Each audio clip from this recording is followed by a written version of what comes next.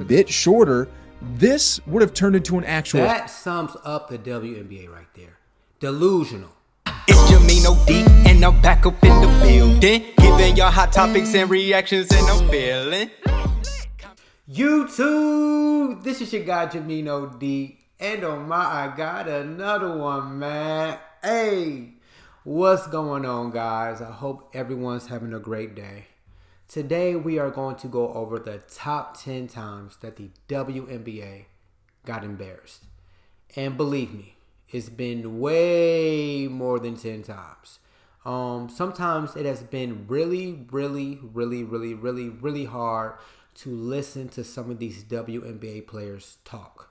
Some of them are very delusional. So we're gonna go over this, man. Hit that like button, smash that subscribe button, man. What are you guys doing, man? It's lit on this side. Let's get to it.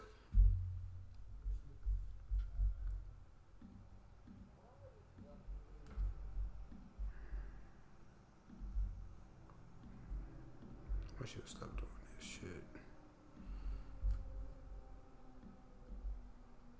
It normally takes me a long time to think of something clever, but when it comes to the topic of 10 times the WNBA humiliated and destroyed themselves, all I gotta do is turn on some highlights.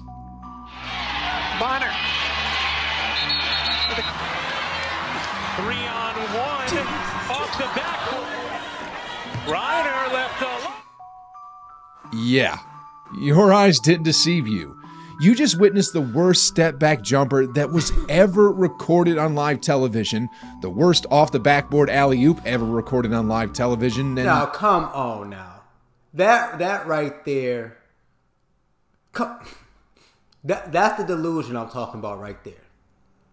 That's the delusion that I'm talking about right there, y'all. That sums it up right there. Right there. Why the heck does this defender move out of the way, and then how the heck does she miss that wide open dunk? You know, when it comes to the WNBA, it's really no different than watching an extended episode of Shaqtin' a Fool. And while I say that in jest, the truth is every single year the WNBA manages to do something that humiliates and absolutely destroys their own image. Like, for example, in 2022, Steph Curry won the All-Star MVP, and this is the trophy he won. It was carefully designed by Victor Solomon, who's known for designing awards that cost up to $30,000 to make.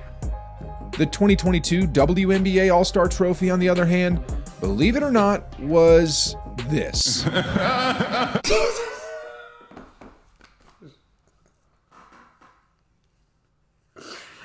Oh my God.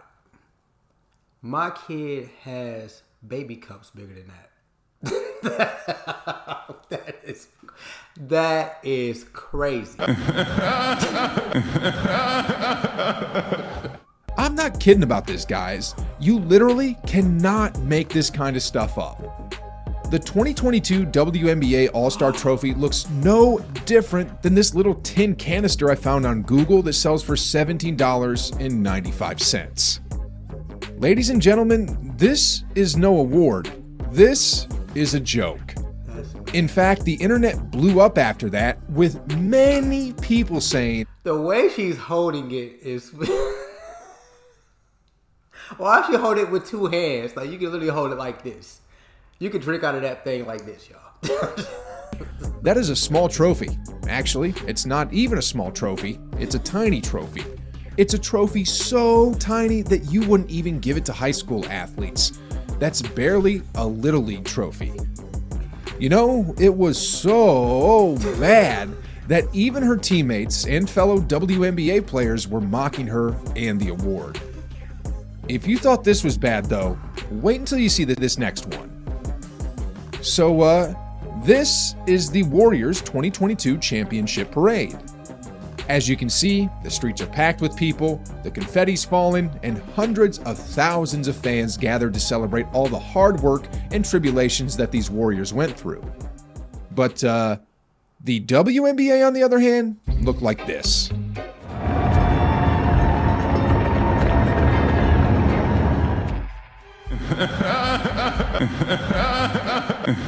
Man, I think those people over there are just trying to cross the street. I don't even think those are fans. I think they're just literally trying to get across the street. This is bad. That's pretty bad, y'all. I'm not gonna lie. That's terrible. There's literally nobody there. Nobody.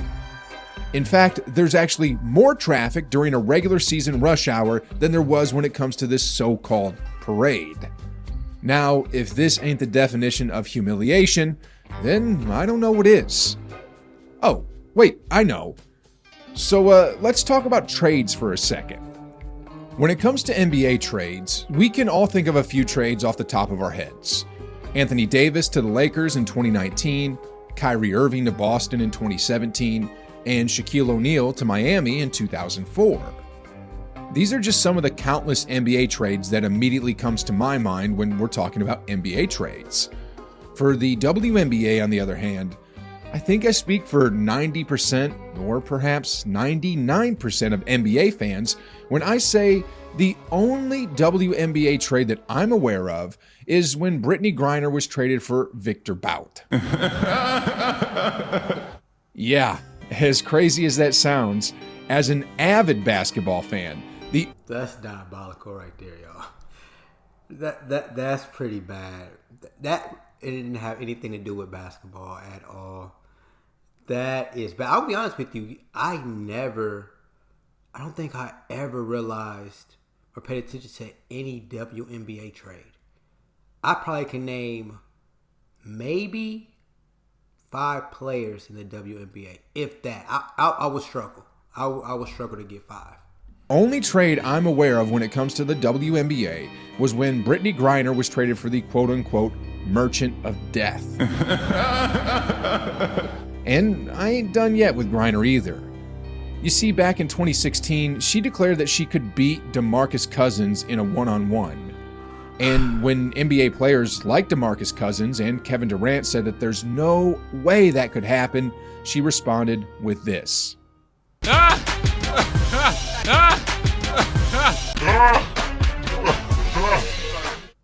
Holy camole. DeMarcus Cousins to a game of 16 be 16-0.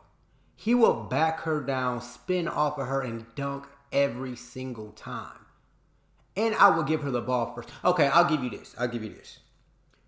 If she did win, she could win 15-16.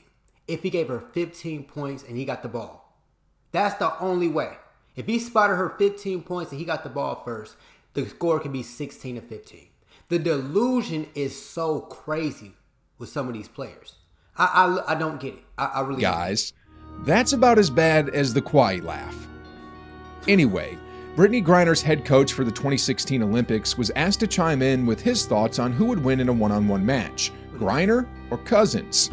He responded, I'm going to go to the ATM and I'm going to sell my house and I'm going to put all my money on DeMarcus Cousins.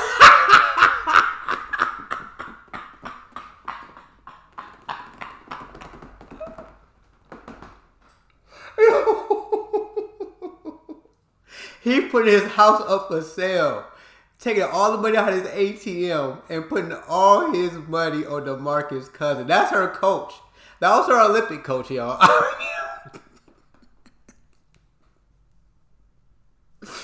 Oh my goodness, yo.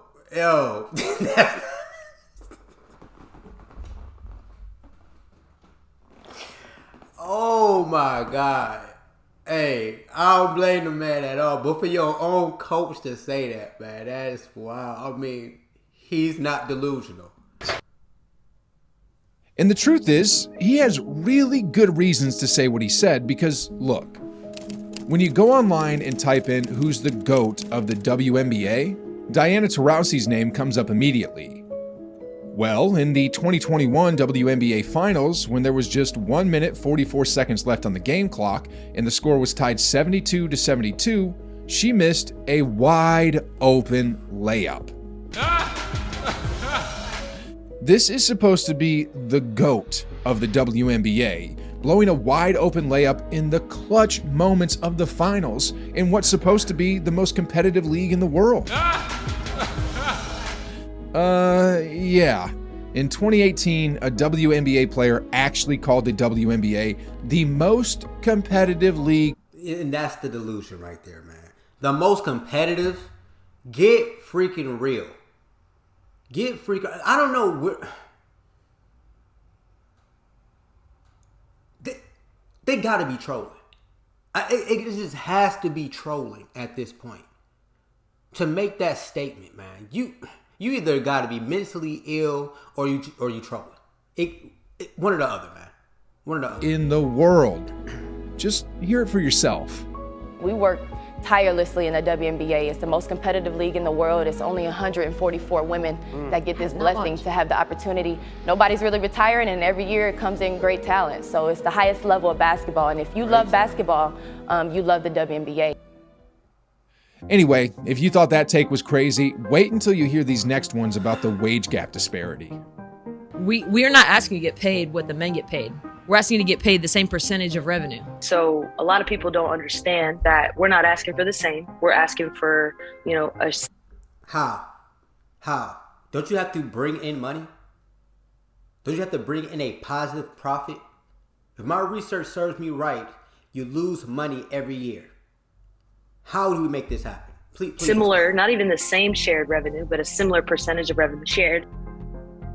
Okay, so as you just heard, Kelsey Plum recently went on air to talk about the wage gap disparity and how it's unfair that WNBA players aren't getting paid as much as their NBA counterparts. And she specifically talked about the difference in revenue sharing, but she needs to take a business class or something. Facts. I mean, as recently as 2018, Adam Silver, the commissioner of the NBA, stated that each year since the WNBA has been in existence, the league has had an average loss of $10 million per year. And while the WNBA popularity has increased a bit since then, and while the WNBA has seen revenue increases, there's still no indication that the league is reaping a profit yet. If I had to guess, it's still a net negative. But you'll never hear them say that. I've yet to hear any WNBA player who make these statements say, we never bring in a positive profit. They never bring up that point. They just say, I want money. But they never bring up the point, we always lose money.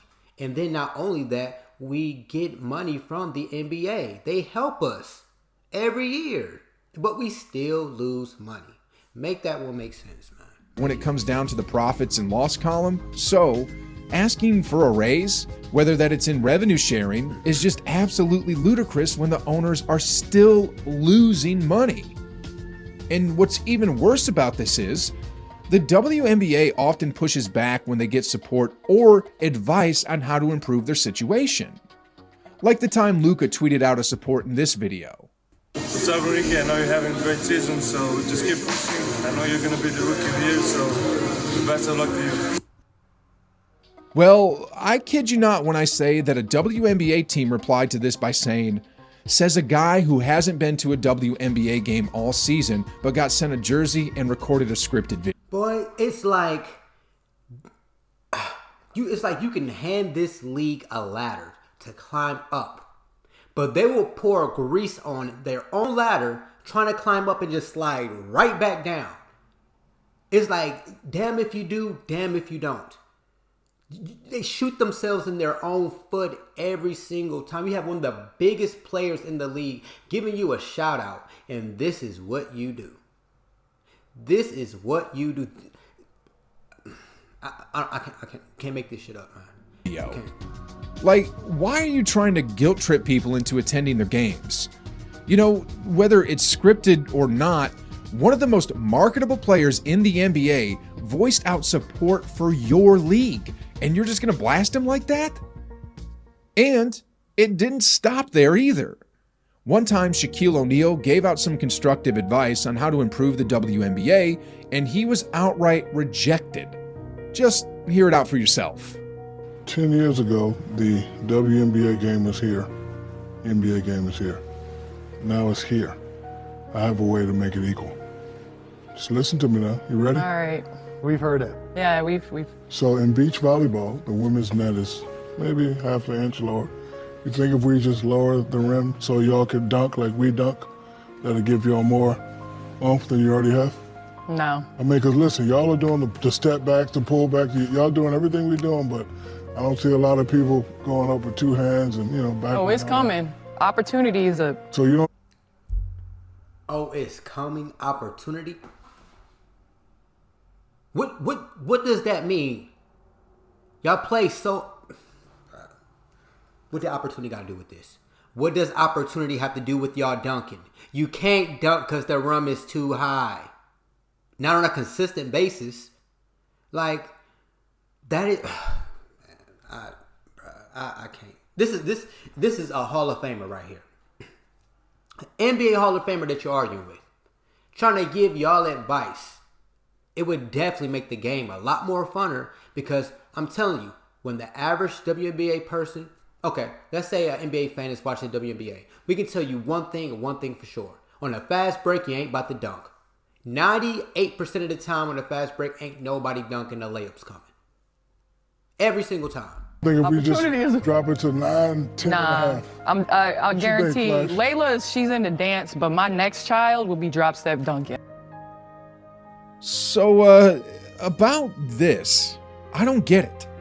The WNBA three-point line is a bit shorter than the NBA three-point line. The WNBA ball is a bit smaller than the NBA ball.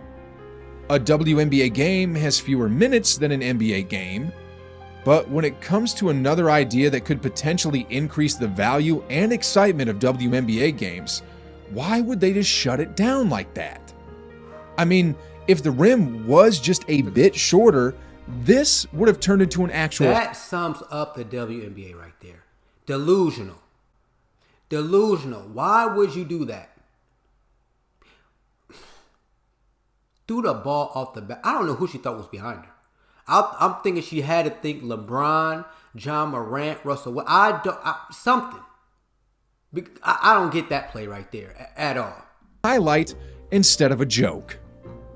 It's no wonder why you have some people commenting, "I'm so mad, I had 2 WNBA tickets in my car, and today someone broke into my car, and now there are 4 WNBA tickets."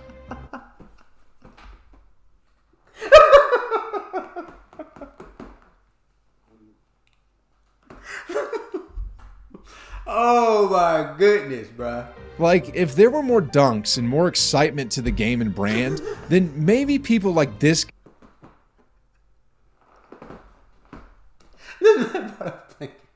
Brought a blanket to the WNBA. Oh man. That's so disrespectful though, bro. They gonna jump him after the game, bro. I wouldn't be clowning around and sleeping at games. All jokes aside, guys, this video was just a jest of the WNBA. I personally believe that the potential is there to make the league great.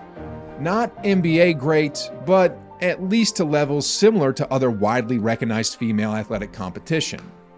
I mean, look at Naomi Osaka in tennis, Ronda Rousey in UFC, Eileen Gu in skiing. The first things they gotta do, though, is stop complaining about pay, figure out how to create more buzz to their league, and most importantly of all, stop handing out small little tin canisters as trophies.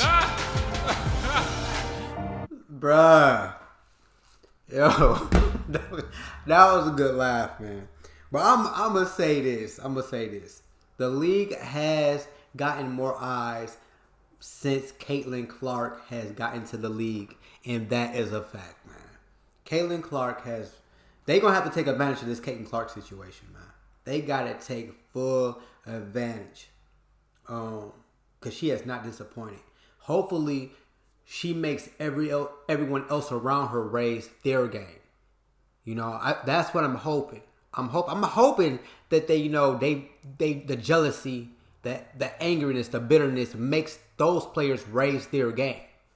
You know, sometimes you need a player like that coming here like, oh, she doing this like this. Oh, well, we're going to raise our game up a little bit higher. She in the gym, we going to stay in the gym. We ain't going to go out and party because we know she in the gym. Got to start somewhere. Man. But hey, that's the video for today, man. Y'all hit that like button, smash that subscribe button. I'm about to get up out of here. It's JAMEENOD, boy. It's JAMEENOD, and I'm back up in the building, giving y'all hot topics and reactions, and I'm feeling.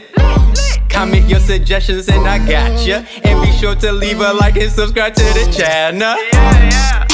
Oh my, I got another one.